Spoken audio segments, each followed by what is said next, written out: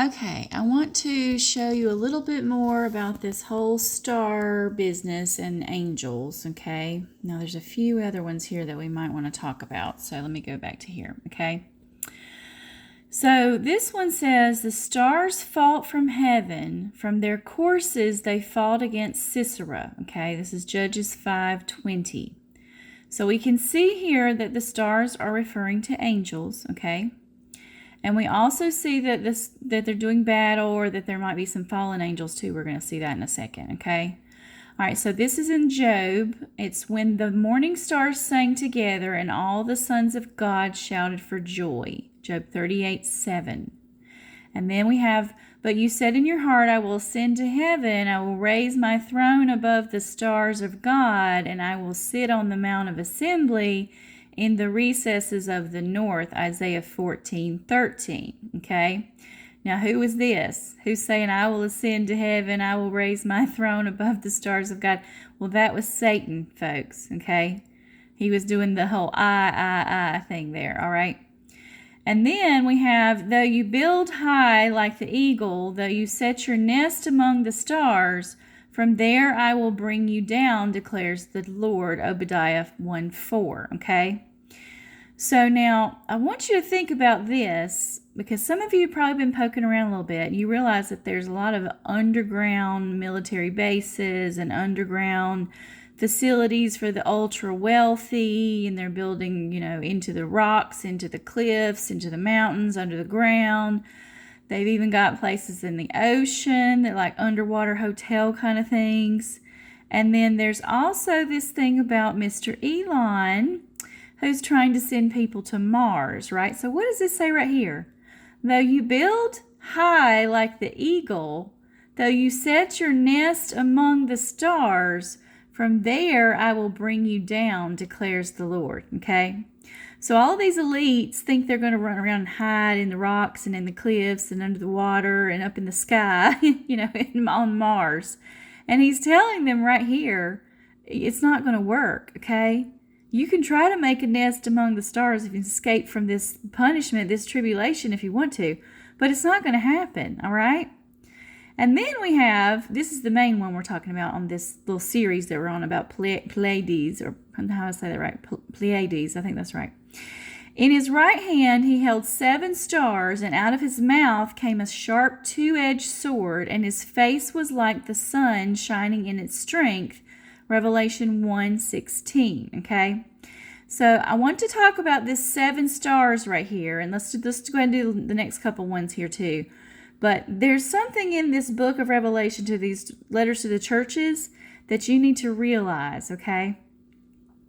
All right, as for the mystery of the 7 stars which you saw in my right hand, and the 7 golden lampstands, the 7 stars are the angels of the 7 churches, and the 7 lampstands are the 7 churches. Revelation 1:20, okay? Now we kind of got that, just from reading the text, but there's a little bit more there that I'm going to dig into with you in a second. To the angel of the church of Ephesus write, to the one who holds the 7 stars in his right hand, the one who walks among the 7 golden lampstands, says this, okay? And then there's a little thing that he's talking about to that church in Revelation 2:1. And then it's going to tie into this part. And his tail swept away 1/3 of the stars of heaven and threw them to the earth. And the dragon stood before the woman who was about to give birth, so that when she gave birth, he might devour her child. Okay, Revelation 12:4.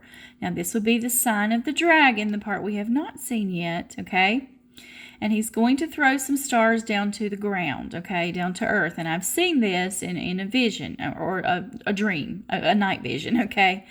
And so I want to show you this part, though. In these letters to the churches, he always says, write this letter to the angel, okay?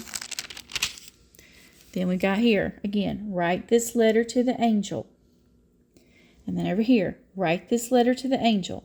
And I'm just going to show you real quick, just so you know I'm not lying. Write this letter to the angel. Write this letter to the angel.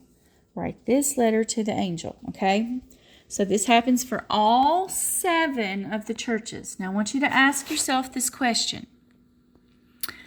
Why is Jesus having to have John write a letter to the angel of these churches? When the good angels work for Jesus and God, right? Like they're at his beck and call, they're up there. He just say the name of the angel and say, go do it or whatever, probably through telepathy, because that's probably how they communicate. So why would he need to be writing a letter? Why would he have to have John write a letter to this angel of these churches? And why is he holding them in his right hand? Okay. Now, sometimes you might think, well, okay, maybe the angels are like good angels and they're over the churches to like guard them or protect them and stuff. And that could be possible. But I think because the way that it's worded here, that he wants John to write a letter to the angels of the churches. And also think about this. What's in these letters? Is he saying, oh, good, you did a good job? And no, most of them are not. No, most of them have a lot of problems in there, okay? Most of them have like, you're doing this wrong and this wrong and this wrong. And some of them are real serious, like I'm going to take your lampstand away kind of stuff. And other ones are like, you're doing witchcraft. And other ones are like, you don't have any love for anybody. And then there's just all kinds of stuff going on in these churches, right? To the point where only one church is going to get out of this tribulation, which is the church of Philadelphia in Revelation chapter 3, okay?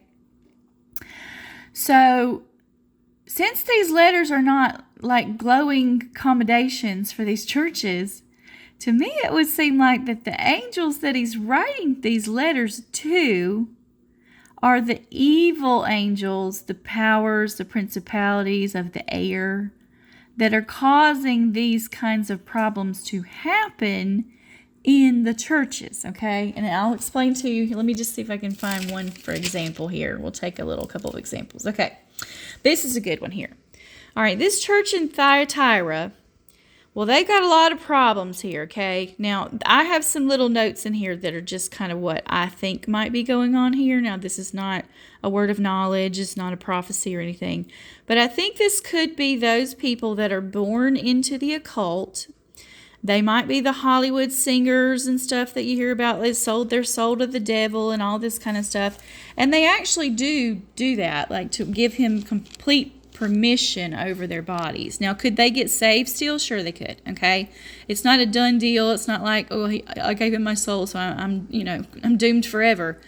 But they are at a very serious disadvantage, and they're letting demons overtake their bodies, okay? Because they made this pact with the devil, okay? So in this church, you will see that there's a spirit of Jezebel, which this fallen angel that's over this church would be responsible for making this happen, right? And she's leading a lot of the servants astray, and there's a lot of sexual sin and a lot of idolatry. Even like the entertainers are idols now. Where people are just like falling over themselves to get to a Taylor Swift's concert so they can see some kind of satanic performance on the stage, and they can take all the little Christian kids, little Christian girls, and say, oh, don't you want to be like her when you grow up? Well, no, you shouldn't want to be like her. You shouldn't be a Swiftie, because Swiftie now is satanic, okay? I'm just going to say it. She's satanic. All right. It says that this church has been given time to repent, but they don't want to turn away from it. And then it says that he's going to throw them on a bed of suffering. And those that are committing adultery with her will suffer greatly unless they repent and turn away from their evil deeds. He will strike her children dead, and then all the churches will know that he is the one that searches the thoughts and intentions of every person, and I will give each to whatever they deserve. Okay? Now, this is the part that made me know that it was about this occult magic kind of stuff, okay? In the occult, if you just Google what are deeper truths, and if you're a baby Christian, don't even Google it, okay? Because you just don't even want to go down this path if you don't have discernment and you know which things to click on, which things not to. Because even the music has bad vibes and demon spirits in it and all kinds of stuff.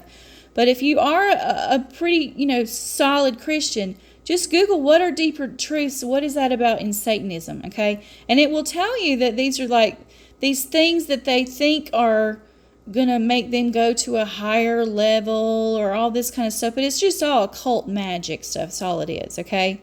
But now some of these people are born into this. So he's saying to them that if they will hold on to what they have, like if they actually get out of it, they get saved, they manage to stay alive, because a lot of these people get killed when they're in this kind of stuff, that he's going to give them rewards. He's going to give them authority.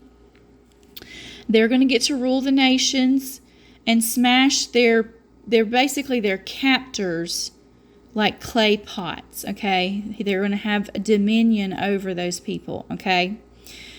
And they will have received the authority that he's received from the Father, and he will also give them the morning stars. So see, there's another things about stars here coming in, you know, that's a favorable thing, because Jesus is actually called a morning star, okay? So all of these different angels to these different churches are getting these letters about all this stuff, like, I have these things against you, okay? Now, let's look at the church he doesn't have anything against. There's two of them that he doesn't say anything against, but one of them's going into tribulation, so they are under judgment. So this is really the only church that does not have something against them. And he says, well, let me just read to you what this part's about, okay? So to this angel, if this is a fallen angel here, if my theory is right, that these are fallen angels, he's like kind of raking over the coals or whatever about this stuff. He's kind of like bragging like, well, you tried to, but you failed, and this church I'm taking out of here. This is the message from the one who is holy and true, the one who has the key of David, which is the entrance to the rapture. Okay, remember he took the keys to hell and death away from Satan when he came out, okay? What he opens, no one can close, and what he closes, no one can open, okay? So you guys that are in this church, you're going to get to go in the rapture. He's going to open that door to you of the ark, symbolically here. And then when he closes that door and nobody else is coming in that's not in this church, nobody's going to be able to open that door. They're going to be banging on the door going, Lord, Lord, why didn't you let me in? Why didn't I get to go to the rapture? And all this stuff, and it's just not going to work. And then he says, I know all the things you do, and I have opened a door for you that no one can close. Well, what door? The door of the rapture, folks. You have little strength, yet you have obeyed my word and did not deny me. And also the door, because when you go into this rapture, you're going into elder position, which means that you have different privileges and status than anybody that will come up at a different time. You're basically second in command, like Joseph or Daniel, and you're underneath the Godhead, God the Father, God the Son, God the Holy Spirit. So that's also another door or another place of position that you get as an honor because you were chosen and you were in this church of Philadelphia, okay? And it says, look, I will force those who belong to Satan's synagogue, those liars who say they are Jews but are not, to come and bow down at your feet, okay? There's a lot of pretenders over there in the nation of Israel, okay? But they're also in other places too, in positions of power, like in Washington, D.C., and the city of London, and lots of different, in Rome, okay? There's lots of little pretenders in all of these places that are actually part of Satan's little cabal, or his little, his hierarchy of evil, okay? They're all in there, all mixed in, and they're in the seminaries too, folks, over here in the American church. That's why you guys don't know your doctrines like you think you're supposed to, okay? That's why you don't know it's got to be a prophet, Amos 3:7. That's why you might not know that the rapture is a reward. You got to have that crown and white garments from this church of Philadelphia, and that you're not going if you got any unrepentant sin in your heart, or you're not believing the prophets, or you're calling God a liar, and stuff like that. You're going to be left down here, okay? And I'm telling you this from the office of a prophetess myself. This is not my opinion. I know this for a fact, okay? This stuff about the rapture, he's downloaded that information to me. Now, some of these other things that we're talking about with these stars and all this is just like we're in a Bible study together. But these other things, I know for a fact. I've written those things out in prophecy, okay? Like, I know that is a word of knowledge. I know that's a prophetic thing, that he says knowledge has been increased, and this is the truth, okay? So you need to pay attention to that if you want to get in this church, because look what's going to happen here. All right, these are the people, they will acknowledge that you are the ones I love, okay? So all of these people down here that have been trying to beat up on us and teach everybody these fake doctrines and stuff, they're going to know when we leave that we were the Church of Philadelphia. They're going to know that we were the ones that Jesus loved, that we get the doors open to us, doors to the rapture, doors to the elder position, because we're not here anymore, okay? And it says, because you have obeyed my command to persevere. Well, we've had to persevere a lot, haven't we? And this is the part of the door that's open. He's going to protect us from the time of testing that will come upon the whole world to test those who belong to this world. Now, some of you may be thinking, well, if I'm a Christian, then I don't belong to this world. I'm just passing through. Well, you were until you forfeited that right by having sin in your heart. So, because there's this time of darkness coming, you have chosen to side with darkness and not with light. And those people that have sided with light are going to be given a chariot of light, I believe. I think he's been giving me some hints to that, at least anyways, in that book of Joel Bible study over there. That it's going to be like leaving like Elijah, okay? And there's some kind of little task that this army has to do. It's not a bad army. Some of your Bibles are wrong on that. They've got the wrong translation there for those words, because this is an army that doesn't jostle its neighbor, okay? They love their neighbors, all right? They are supposed to be talked about for generation to generation to generation, and we're not supposed to be thinking about negative stuff for that long, are we? We're supposed to think of whatever's lovely and excellent and praiseworthy and all those things. That's what you think on. And this army answers to God, okay? It's not some kind of like Babylonian army that he said, okay, I'm going to remove my hand of protection. You go and judge the Israelites. No, this is God's army, folks. God's army. And there's some kind of little task that we have to do here during this rapture business with the darkness happening. And then there's a part about gather the elders and gather the babies and the children. And it's talking rapture talk there, okay? And so if you go and read that one, you'll see that there has been some wording choices that needed to be different, okay? If you go back to I guess this will be the Hebrew, and you see like, okay, well, they chose this word, but let's go back and look and see what it is in Strong's, and let's see what other words mean the same thing. So like sometimes they say like they leapt on the buildings or something like that, but you could use the word ascend, and that would have a totally different connotation. You see, it's not like this army is not going to attack people, folks. They are going to come in like a thief in the night, it says in one of those parts. But that's because those people are not expecting us, okay? They're not expecting the darkness. They're not expecting the rapture.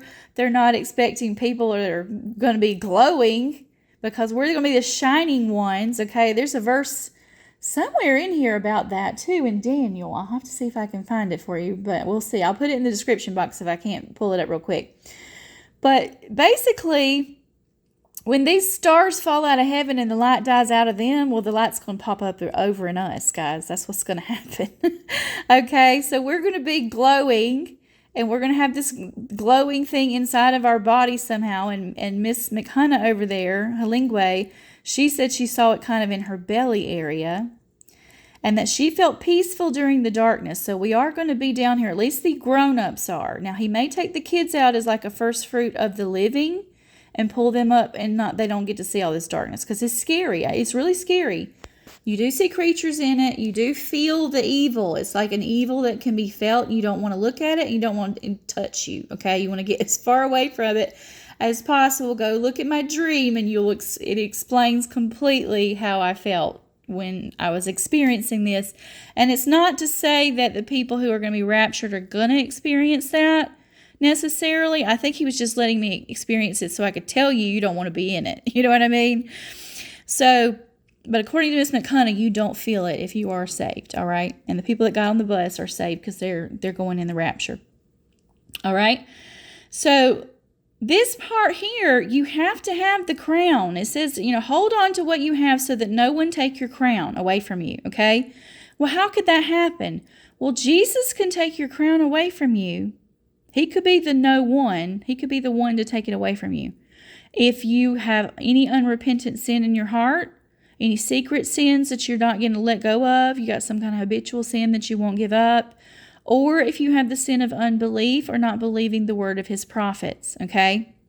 Namely Joshua, okay? I was here called to back up Joshua. That was part of my calling, and also to straighten out these doctrines at the church. But now if you don't listen to me either and you don't get your doctrine straight and you think, oh, well, there's no prophet, Amos 3:7, I'm not listening to that. Well, then you go stay down here too. So you need to listen to all the prophets, okay? And you don't need to call out a prophet unless the Spirit tells you to prophesy against that prophet.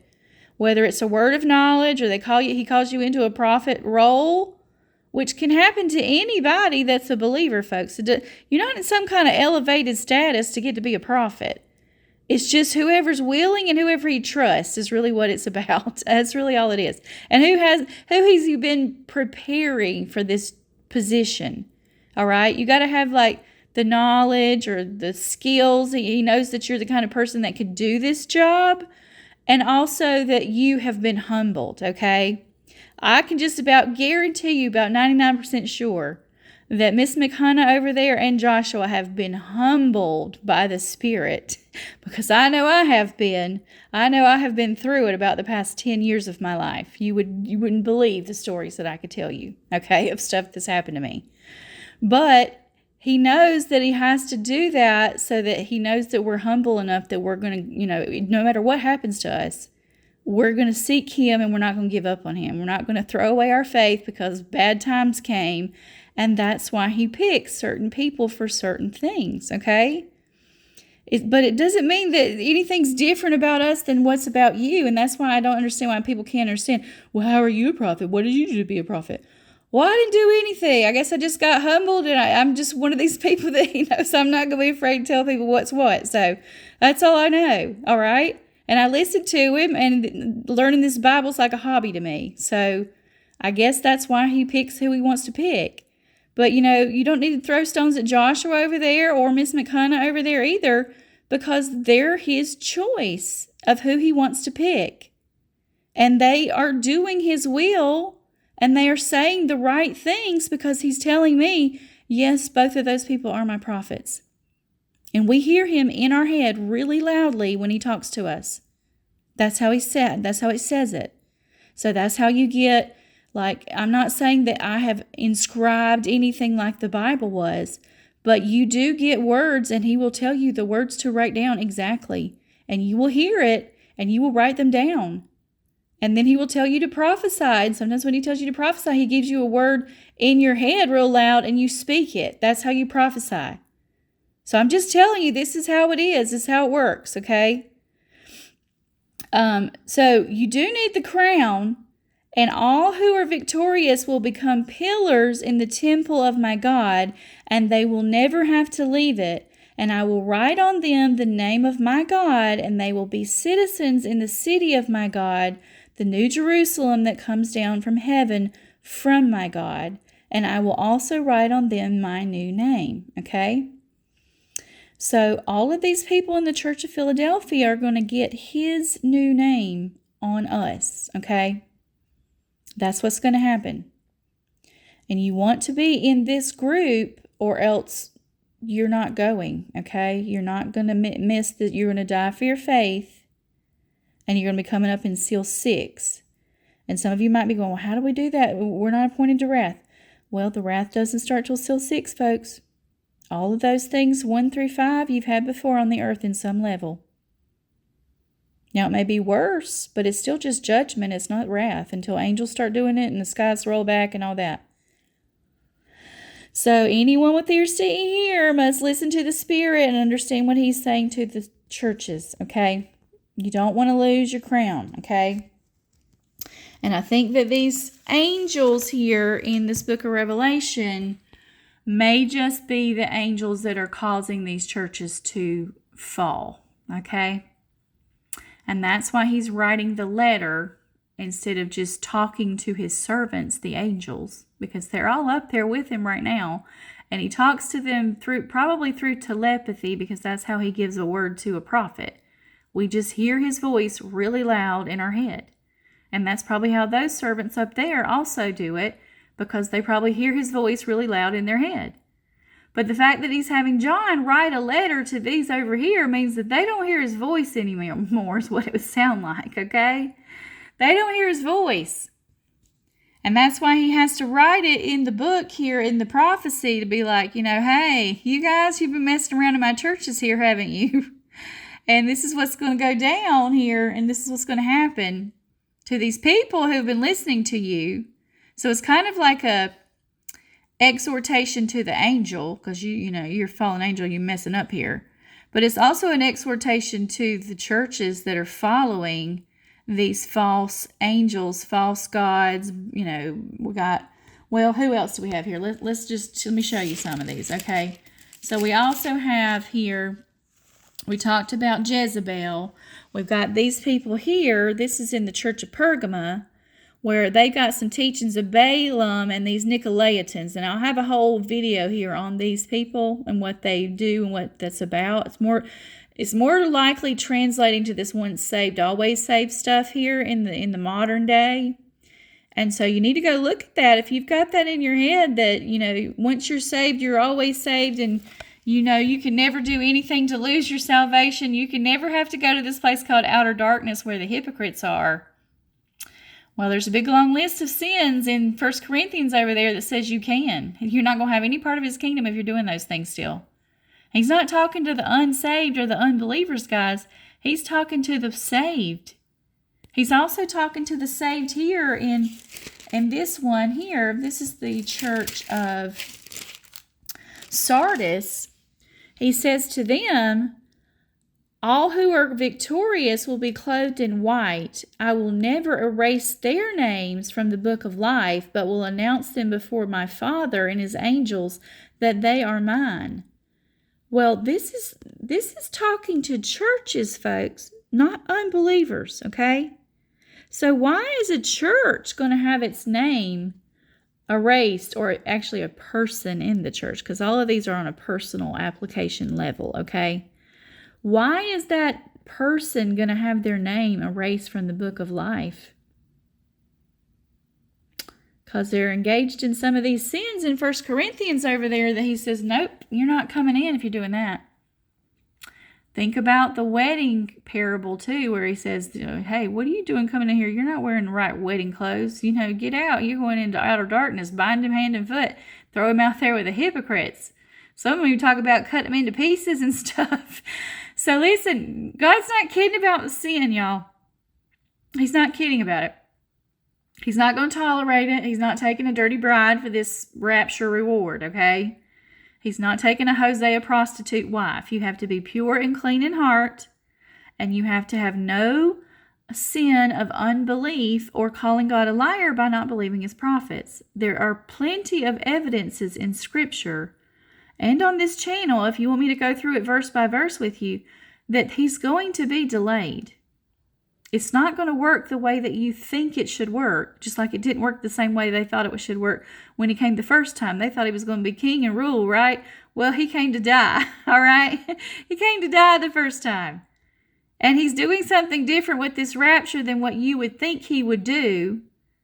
And you're going to have to accept it and stop trying to tell God how to be God, all right? He wants to do a different thing with this rapture. It's a test of your faith, and he wants to see who is going to fly away from him and run the other direction when, woe, the date came and went. Woe, the date came and went. Woe, the date came and went. Who's going to pick up stones and throw them at the real prophet over there? Think about this, guys. If this were a real wedding and the wedding announcer, invitation maker sent out an invitation, everybody showed up, and then no wedding happened because the bridegroom was delayed, would you go run to that invitation shop and try to beat that person up and say, give me my money back, you're a liar, why'd you write a lie on there? Well, he didn't write a lie on there. He was told by the bridegroom when the day was going to be. He wrote it on there, he announced it, and then the bridegroom decided to delay. Okay? He's God. He can do what he wants to do. He put it in his word. He was going to do it. So shouldn't have been a surprise to us. But, just like before, they didn't want to listen to that suffering servant stuff right over there in Isaiah and Psalms. They just want to skip right over that and go straight to the millennial kingdom. Well, you're doing the same thing today. You're trying to skip over this delay part because you want to go to the rapture and you want to throw some stones at the people who have made the predictions that they were told to make, but you don't want to believe it or trust it, and you don't hear his voice, and so you're getting yourselves in a lot of trouble right now, okay? But we're about to have some darkness. We're about to have some of these stars going to fall down, and all of this stuff's about to go down here because we don't have much longer, okay? Listen, Tom Horn has a little prophecy about Apophis, which is actually wormwood, which is going to come in the middle of the trib. And it's looking like that's going to start about Halloween-ish, okay? So Habakkuk 2:3 says he's going to delay, but he's not going to delay that much longer. So you might want to just be getting ready to go get your hearts pure and clean before him, or you're going to be left down here, all right? I'm telling you, this is a prophetess right now. This part right here, I know for sure. Now, I don't know for sure if he's coming on Halloween or if the darkness is going to start then. That's the Tom Horn prophecy, okay? Not a Christie prophecy. But I'm just telling you that's looking like it's on the horizon. So you need to get right with him. You need to get in the boat. It's Noah 2.0, right? As in the days of Noah. Get in the boat. The worst that can happen is you have to get out of the boat. But listen, if you're not in the boat, when the door closes and the rain starts and the flood starts happening, you ain't getting back in it after that. When the door is closed, it's closed. You saw that there in Philadelphia church, right? When the door is closed, it's over. You go into the tribulation. So you might as well climb on over here, just swallow that pride and get in the boat and believe the prophet because you don't know who he talked to and who he didn't. And realize that his word says he's going to be delayed.